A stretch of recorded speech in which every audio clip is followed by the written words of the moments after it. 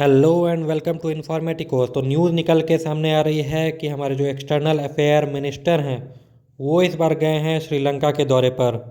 ये जो दौरा है इसका मकसद क्या है और इसको लेकर के चीन की नींद क्यों उड़ी हुई है वो मैं इस वीडियो में आपको अभी बताऊंगा। लेकिन उससे पहले रिक्वेस्ट है कि अगर ये वीडियो आपको अच्छा लगता है तो काइंडली सब्सक्राइब जरूर कर लीजिएगा, क्योंकि इससे मुझे और वीडियोज़ बनाने में काफ़ी मोटिवेशन मिलती है। तो शुरू करते हैं आज का वीडियो।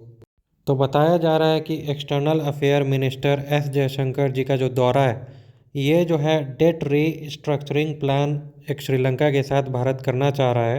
क्योंकि देखिए श्रीलंका भी जो डेट भारत से लिया यानी कर्ज जो भारत से ले रखा है उसका रीपेमेंट करने की स्थिति में है नहीं, और ऊपर से श्रीलंका को आईएमएफ से भी कर्ज चाहिए लगभग 2.9 बिलियन डॉलर का।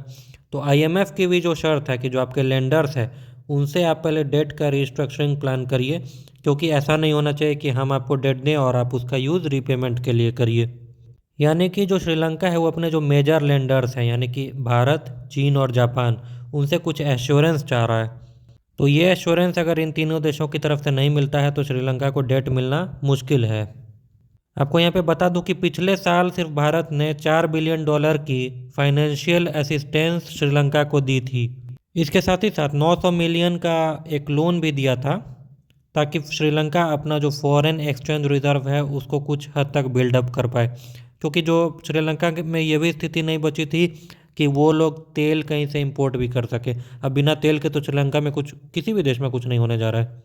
इसके बाद भारत ने 500 मिलियन डॉलर की क्रेडिट लाइन भी ऑफ़र की थी पिछले ही साल, और इसको बढ़ा दिया गया था 700 मिलियन डॉलर तक। क्रेडिट लाइन का मतलब ये हुआ कि आप अभी फ़िलहाल हमसे कुछ सामान ले लीजिए, बाद में आप अपना रीपेमेंट करते रहिएगा। यानी कि ये एक तरह का पैसा नहीं दिया, सामान के लिए क्रेडिट दे दिया कि आप इतना सामान हमसे ले सकते हैं।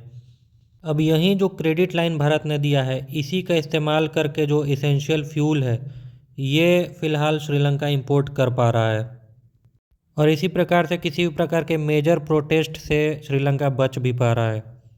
अब देखिए भारत ने जो पैसे दिए थे तो भारत का भी कुछ ना कुछ तो इंटरेस्ट सर्व होना चाहिए।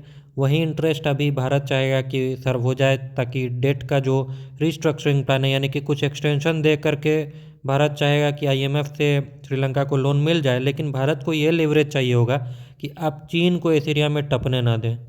क्योंकि देखिए चीन के जहाज आकर के यहाँ श्रीलंका में अपना अड्डा बनाने लगेंगे, और भारत की जितनी भी मिसाइल टेस्ट होती है वो इसी एरिया में होती है। और जो पावरफुल शिप्स होती हैं जिन पे बड़े बड़े रडार लगे रहते हैं वो इन मिसाइल का डेटा चोरी करने लगेंगे, जो फ्लाइट पाथ और ट्रेजेक्ट्री है, और फिर इसका तोड़ निकालने में चीन को काफ़ी आसानी होने लगेगी।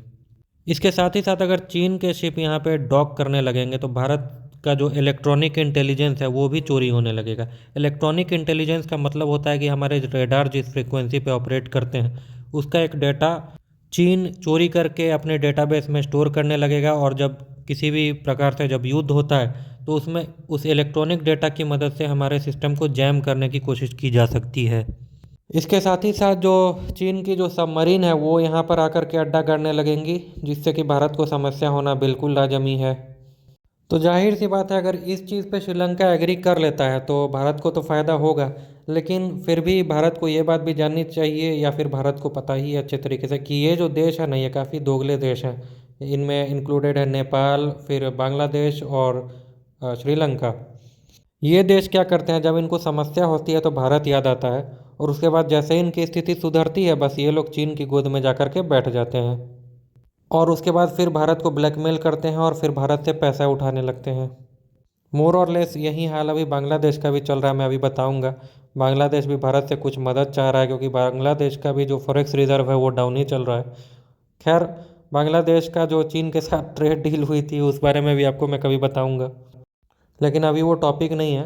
फ़िलहाल अभी हम लोग इसी पर डिस्कस कर रहे हैं कि श्रीलंका से भारत को फ़ायदा क्या हो सकता है। तो फ़ायदा तो मैंने बता दिया जो है, बस चीन दूर रहेगा और कुछ होने वाला है नहीं। तो अब देखिए इस चीज़ को लेकर के श्रीलंका मानता भी है या नहीं, क्योंकि अभी आपको पता होगा कि अभी एक चीनी जासूसी जहाज़ युआंग वांग 5 चाइना आ गया था, लेकिन जैसे तैसे करके भारत ने मैनेज किया था और भगाया था इसको। तो फिर ये जो जहाज़ था इंडियन ओशियन में ही रह करके हमारी अग्नि 5 मिसाइल की जासूसी करके चला गया था। लेकिन हाँ, भारत के प्रोटेस्ट के बाद श्रीलंका के किसी पोर्ट पर इसको डॉक नहीं किया गया था।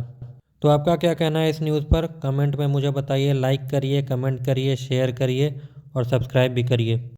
अगर आपने सब्सक्राइब कर लिया है तो मेरी तरफ से आपको बहुत बहुत धन्यवाद और मिलते हैं अगले वीडियो में। तब तक के लिए जय हिंद।